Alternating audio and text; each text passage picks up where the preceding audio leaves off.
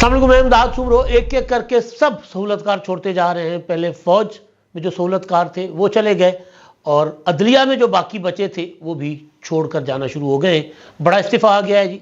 Justice Ejazul Ehsan साहब जो 10 माह के बाद चीफ जस्टिस बन सकते थे मगर उन्होंने इस्तीफ़ा दे दिया। उससे पहले कल रिज़ाइन किया था ट्रका वाली सरकार।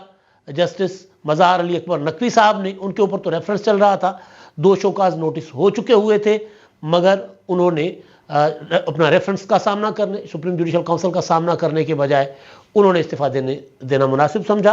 और आज जब सुप्रीम जुडिशल काउंसिल की कार्रवाई थी तो उस कार्रवाई का बाइकआउट किया जस्टिस एजाजुल एहसन साहब ने और उनकी जगह चीफ जस्टिस साहब ने जस्टिस मंसूर अली शाह साहब को सुप्रीम जुडिशल काउंसिल का रुकन बनाकर बिठाया। और फिर वो जो इस्तीफ़ा था उस इस्तीफ़े के बावजूद, मज़ार अली अकबर नकवी के इस्तीफ़े के बावजूद उनको एक मौका दिया गया है, आगाही नोटिस जारी कर दिया गया उनको कल के लिए। तैयारियां तो कुछ और करके रखी हुई थी लेकिन जाहिर है हालात बदल गए। बैठा हुआ था मैं कि जी बल्ला फंस गया है जी, बल्ला फंस जाने पर व्लॉग करूंगा। और फिर इमरान खान साहब के साइफर का जो मुकदमा वो दोबारा जीरो से शुरू होगा। तीसरी बार जो है वो केस की समाअत होगी। इस्लामाबाद हाई कोर्ट ने अपनी स्टे ऑर्डर जो है वापस ले लिया और जो 14 दिसंबर तक जो कार्रवाई हुई थी उस कार्रवाई को कलअदम के करार देकर दोबारा कहा कि जीरो से शुरू करें। तो इस पर तैयारी थी मेरी। बल्ले का निशान पीटीआई को मिलेगा नहीं मिलेगा।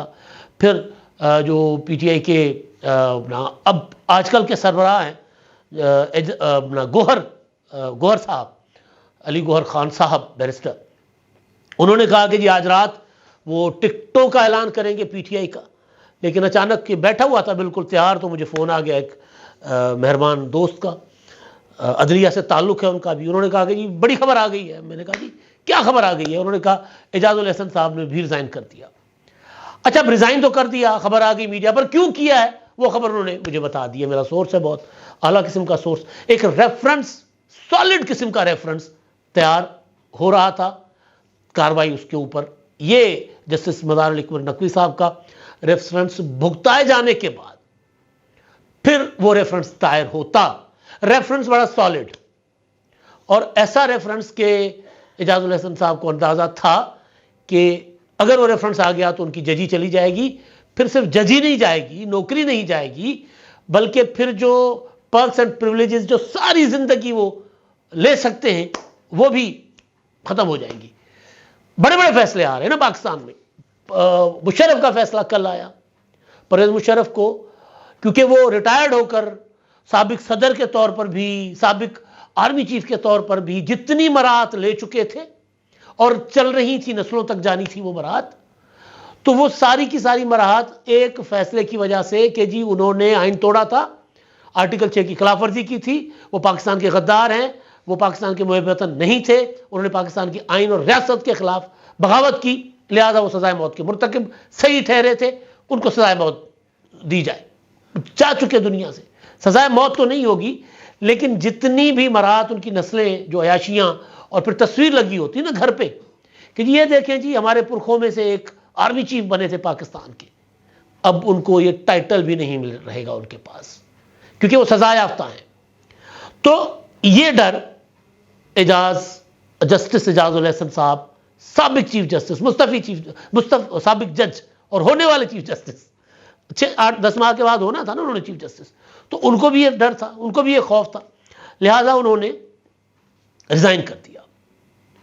अब एजाजुल एहसन साहब वाले मामले पर उनके खिलाफ कौन सा रेफरेंस बन रहा था उस पर आने से पहले जो आज कार्रवाई हुई है मज़ार अली अकबर नकवी साहब की, जो ओरिजिनली मेरे व्लॉग का हिस्सा थी जाहिर है, लेकिन उसके साथ साथ फिर बल्ले का निशान भी था, फिर साइफर वाला मामला भी था, तो उस पर अब अगले व्लॉग में बात कर लेंगे। कल सुबह के व्लॉग में हो सकता है कुछ और बड़ी डेवलपमेंट्स आ जाएं तो उस पर उस बात होगी।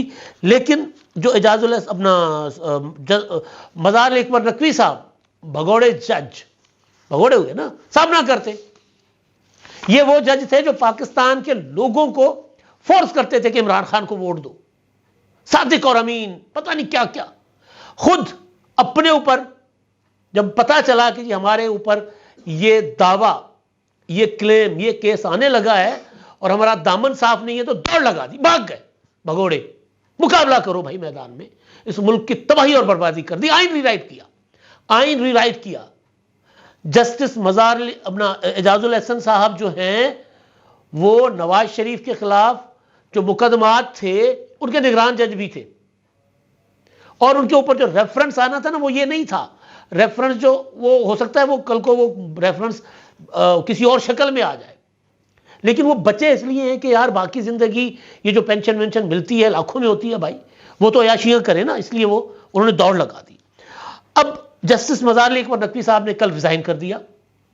ریزائن کرنے کے بعد آج سپریم جوڈیشل کونسل کی جو کارروائی تھی وہ معمول کے مطابق وہ ہوئی، کیونکہ انہوں نے اپنا استعفے کا جائزہ لے کر معاملے کو نپٹانا تھا یا آگے چلانا تھا، فیصلہ تو کرنا تھا۔ تو اس میں اعجاز الاحسن صاحب بطور رکن سپریم جوڈیشل کونسل وہ شریک نہیں ہوئے۔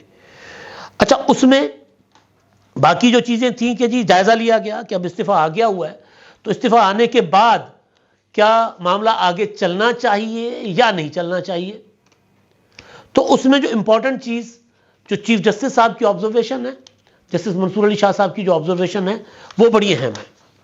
وہ اس طرف اشارہ کرتی ہیں کہ بھائی وہ تو پھنس چکے تھے نا، ریفرنس سپریم جوڈیشل کونسل میں آنے یا ریفرنس پر کاروائی ہونے سے پہلے دیگر جو ماضی میں بھی ہوتا رہا ہے جج صاحبان کی طرف اگر وہ ریزائن کر کے چلے جاتے تو پھر تو ٹھیک تھا، لیکن جب پہلے انہوں نے اپنا سامنا کرنے کا فیصلہ کیا کہ جی میں سامنا کروں گا، شوکاز نوٹسز آئے، شوکاز نوٹسز کے اوپر جواب، پھر جو معزز جج صاحبان تھے، جو ارکان ہیں سپریم جوڈیشل کونسل کے، ان کی ذات کے اوپر کہ جی یہ تو باعث ہیں، یہ تو میرے خلاف ہیں، انہوں نے تو رائے قائم کر رکھی ہے، پھر چیف جسٹس صاحب کا نام بھی تھا، کچھ اور جج صاحبان کے بھی، ان کے اوپر اعتراض کیا۔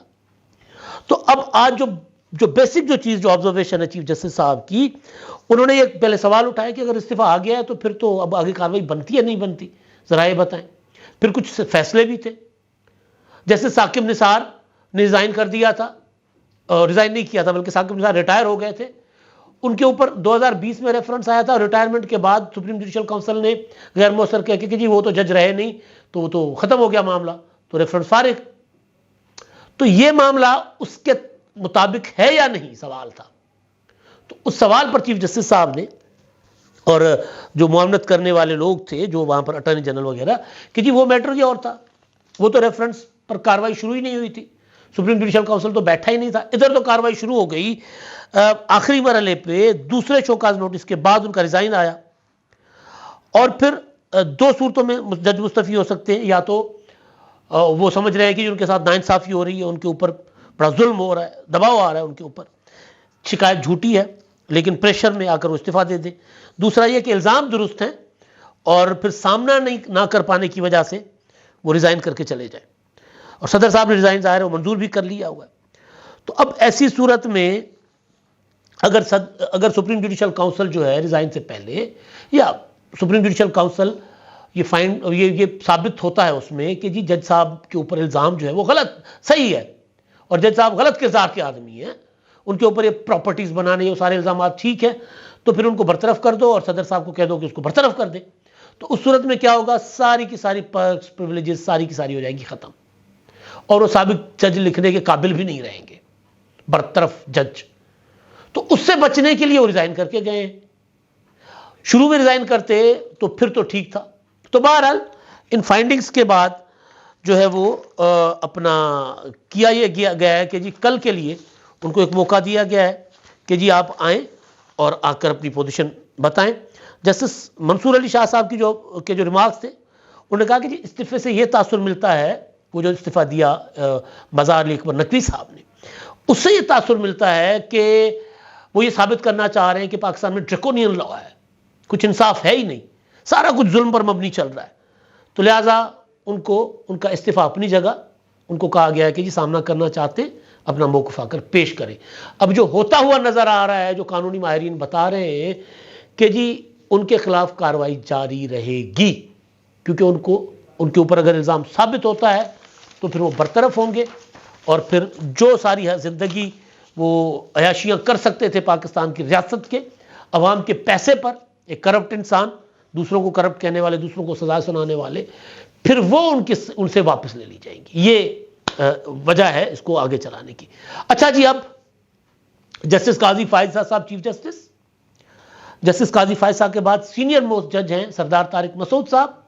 انہوں نے آگے کچھ عرصے کے بعد ریٹائر ہو جانا ہے، اور ان کے بعد چیف جسٹس بننا تھا جسٹس اعجاز الحسن صاحب، ٹرکاں والی سرکار کے ساتھی. پنجاب میں انتخابات کے حوالے سے انہوں نے ڈوگر کا جو کیس تھا تبادلے کا، اس تبادلے کے کیس میں سے انتخابات نکالے اور آپس میں مشورہ کیا. چیف الیکشن کمشنر کو بلایا اور ان کی کلاس ولاس لی اور ان کو کہا کہ آپ پنجاب میں انتخابات کیوں نہیں کروا رہے، اور یہ ان کو ذرا تڑیاں شڑیاں لگا کے پھر ان دونوں جج صاحبان نے چیف جسٹس اس وقت کے عمر بندیال صاحب کو فکسڈ، پہلے سے پلانڈ اس کے پروگرام کے مطابق ان کو بھیج دیا خط کہ جی از خود نوٹس لیں، اور انہوں نے بھی از خود نوٹس لے کر عدلیہ کی بھی بیتوقیری کروائی، سسٹم کی بھی، سارا کچھ ایسا کر دیا. اچھا، اب یہ جج صاحب نے ریزائن کر لیا. کیوں؟ اعجاز الحسن صاحب نے. ان کے اوپر بظاہر کوئی ریفرنس نہیں تھا، اور ہمارے جیسے لوگ سوچ رہے تھے کہ ارے تو چیف جسٹس بن جائیں گے. اگر یہ چیف جسٹس بن گئے تو پروجیکٹ عمران خان کو دوبارہ ریوائیو کیا جا سکتا ہے. دیکھیں، عمران خان کی حکومت جانے اور باجوہ کے جانے کے بعد، جنرل عاصم منیر کے آرمی چیف بننے کے بعد جنرل فیض حمید اور چند اور آرمی سے عمران خان کے چاہنے والے نکالے گئے. باعزت طریقے سے ان کو راستہ دیا گیا کہ جائیں، ریزائن کر کے چلے گئے. عدلیہ میں بلاول بھٹو زرداری نے پچھلے سال 27 دسمبر کو لاڑکانہ میں بینظیر بھٹو شہید کی برسی پر خطاب کرتے ہوئے کہا تھا کہ ایک ادارے سے تو سہولت کار نکل گئے ہیں، لیکن ایک ادارے میں بھی بیٹھے ہوئے. تو وہ یہ تھے، یہ عمران خان کی سہولت کاری کر رہے تھے مکمل طور پر. اب سے نہیں کر رہے، پاناما کیس سے کر رہے تھے، نواز شریف کو نااہل کرنے اور دیگر معاملات میں. تو بہرحال تو ان کے اوپر بظاہر تو کوئی چیز نہیں تھی، تو انہوں نے ریزائن کیوں کیا؟ تو میں آپ کو بتاتا ہوں کیا ہوا ہے. میرے جو سورس ہیں وہ یہ بتا رہے ہیں کہ جناب ایک مقدمہ تھا ایونیو 1، کانسٹیٹیوشنل ایونیو 1 پلازے کا معاملہ، حیات ریجنسی کا پلازا.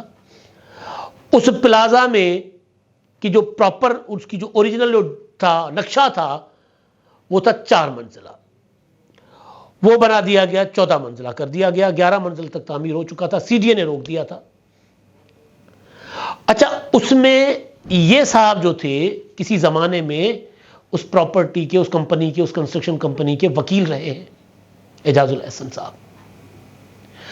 پھر وہ جو اس کے خلاف جو سی ڈی اے نے جب کام روک دیا اور یہ مقدمہ سپریم کورٹ تک آیا، تو پہلے جس کمپنی کے جس کے وکیل تھے ان کا مقدمہ نہ صرف سنا بلکہ فیصلہ دیا. تو اس میں پھر ان صاحبان کے فلیٹس بھی ملے. یہ وہ ہے جس میں عمران خان کا فلیٹ بھی تھا، ثاقب نثار صاحب کی عدالت اور انہوں نے مل کے کر دیا تھا. پتہ چلا کہ جناب ثاقب نثار صاحب کا بھی ہے اور گلزار صاحب کا بھی وہاں پر پراپرٹی ہے، فلیٹ ہے. تو یہ وہ سالڈ قسم کا ایک ریفرنس تیار ہو رہا تھا کہ جسٹس مظاہر علی اکبر نقوی کے ریفرنس سے جیسے سپریم جوڈیشل کونسل ہو فری، تو یہ ریفرنس ڈال دیا جائے کہ بھئی ایک شخص جو ہے ایک کمپنی کے وکیل رہے، بعد میں جب وہ جج بن گئے تو اسی کمپنی کے حق میں فیصلے دیتے ہیں. تو یہ کیا کھلا تضاد نہیں ہے؟ کیا یہ کوڈ آف کنڈکٹ کی خلاف ورزی نہیں ہے؟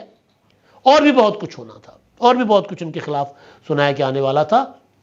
کافی ساری چیزیں جو ہے وہ کر لی گئی تھی جمع، لیکن بہرحال پھر جو کچھ ہوا ریزائن کے بعد، اب تو جتنے اتنی باتیں نا، اب تو بندہ کوئی کچھ بھی کہہ سکتا ہے کہ یار ایک شخص جو اکتوبر میں، اگلے سال اکتوبر میں صرف 10 ماہ کے بعد چیف جسٹس بنے، اور چیف جسٹس بننے کے بعد وہ چیف جسٹس مطلب چیف جسٹس بھائی دیکھیں نا، قاضی فائز صاحب کہتے ہیں کہ الیکشن مجھے چاہیے، ہر صورت چاہیے. تو وہ اب کوئی ادھر ادھر نہیں ہو رہا، وہ چیف جسٹس ہے. اتنی طاقت اور اتنا پاور ہوتا ہے اس عہدے میں، اگر انسان اگر اپنی ضمیر کے مطابق اور آئین کے مطابق، بلکہ ضمیر کے آئین کے مطابق اگر انسان جج بن کر بیٹھ جائے. تو بہرحال اب قصہ گیا ہے مک. عمران خان صاحب کے باقی چاہنے والے جو ہے نا، مختلف اپنا اداروں میں بیٹھے ہوئے، آہستہ آہستہ وہ فیلنگز لگائی ہوئی تھی نا، مائنڈز لگائی ہوئی تھی نا، وہ بھی آہستہ آہستہ وہاں سے ڈیفیوز ہوتی جائیں گی اور عمران خان صاحب کلے ہو جائیں گے. اب انتخابات، بلے کا نشان، سائفر کا کیس، اس پر اگلے ولاگ میں بات کروں گا. بلا پھنس گیا ہوا ہے پشاور ہائی کورٹ اور الیکشن کمیشن کے درمیان. اب الیکشن کمیشن معاملہ سپریم کورٹ میں لے گیا ہے، وہاں کیا ہوگا؟ بلے کا نشان عمران خان کو واپس ملے گا یا نہیں ملے گا؟ اب مل بھی جائے تو ہوا چل پڑی ہے کہ کپتان نہ آپ کی خیر نہ آپ کے سہولت کاروں کی خیر، سارے رگڑے جائیں گے۔ اب تک کے لیے اتنا ہی، اللہ حافظ۔